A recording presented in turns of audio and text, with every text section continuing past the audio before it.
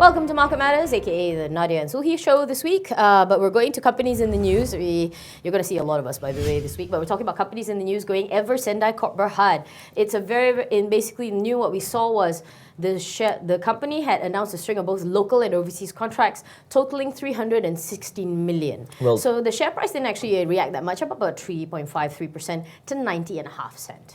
Yeah, correct. The company is controlled by Tycoon Tan Sri Nathan, an entrepreneur with no degree, but but it's been doing well. At this, on the outside, when I look at Eversendai, I thought it's a Japanese company. Eversendai seems like Tamiya cars or something. Okay, but that's a new one for me. It doesn't. But anyway, you were saying they're right. They have been bagging slew of contracts early this year, and this one is going to be a jackpot for them, I suppose. Yeah, 316 million. You're talking about really, really big contracts. These guys, of course, are construction guys.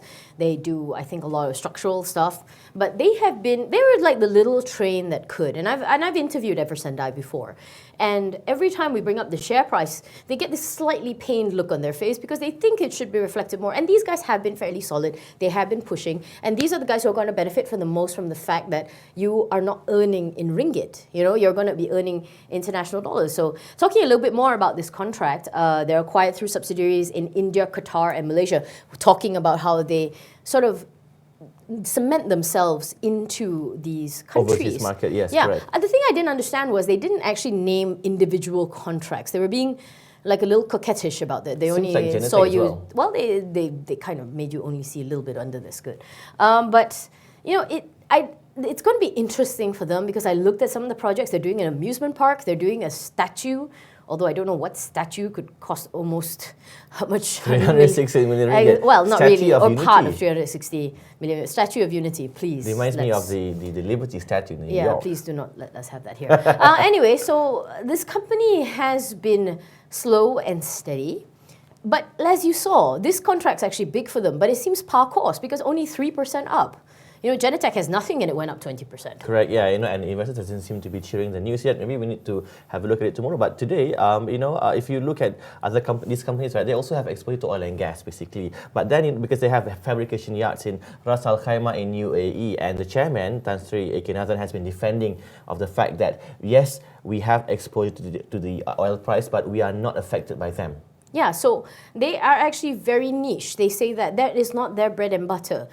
To sort of paint them with this entire ONG brush sometimes looks fairly unfair because they have been, again, I keep saying this again, they actually move, they actually have steady streams of contacts. It's just, I don't know why it's never really excited people.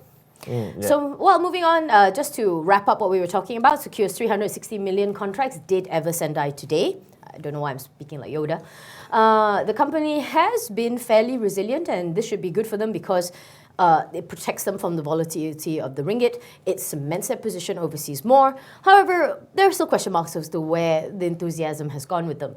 But moving on finally to our broker's call of the day, we're talking about a game changer for a company called Prestariang Bhd. Courtesy of CIMB Research and Public Investment that we looked at today, 2 ringgit 52 was the share price, closed about 1.95% down. Yeah, but the company, and last Friday, Nadia, I went and attended this Prestariang. They was having signing ceremony with the Immigration Department, where they have actually been awarded or agreed by the Immigration Department to do and implement SKIN, Sistem Kawalan Immigration Nasional. Yeah, when I saw that, all I can remember was a really, really, really obscure rock band called SKIN. I was like, okay, that's a new one. But yeah, so it's the thing about this is, I was reading all the stuff on it. Both research houses, positive. CIMB maintained their ADD, which is some people think is like buy, for their target price of 282.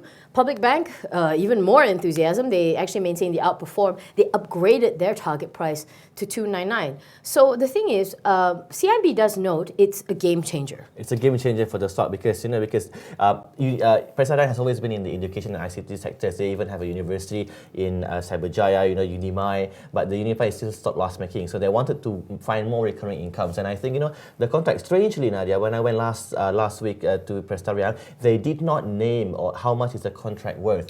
They also pay in koi. Correct. Also lifting their skirt a little bit. But then, Prestariang CIMB, right? In the note, they say that this contract could generate potential recurring income of 100 million ringgit per year. Actually, I think they're being slightly under enthusiastic, because if I read CIMB right, it's likely that this skin project, given how many immigration points that we have in the country, could be winking, shrivelingly huge. And there's more than, it's big business for them. Their involvement in skin could actually amount to more than 1 billion. 1 billion. So when they estimated the contribution, they assumed 1 billion investment in skin, average 10% net annual return investment.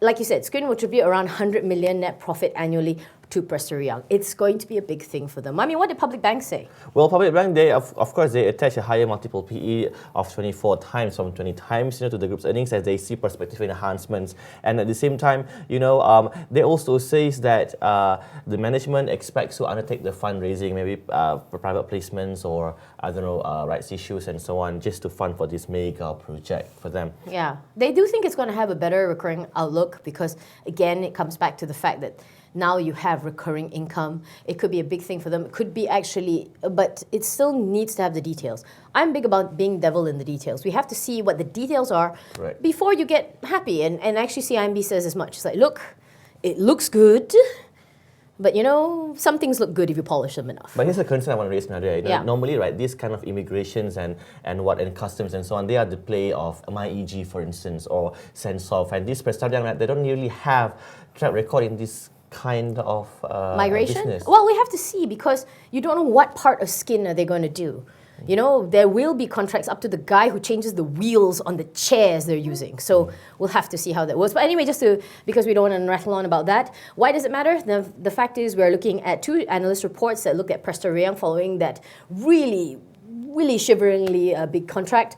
Secured agreement letter from Immigration Department. We don't know how much it is going to cost yet, but both research houses seem to be very, very positive, but also still wary. But on that note, we end for this Monday's Market Matters. I'm Nadia Hassan, together with Sulhi Azman. For more, go over to theedgemarkets.com, or of course, pick up a copy of the Edge Financial Daily out today, or in fact, the weekly is also was out on Saturday, so pick up that. Good night, guys. See you tomorrow. Good night.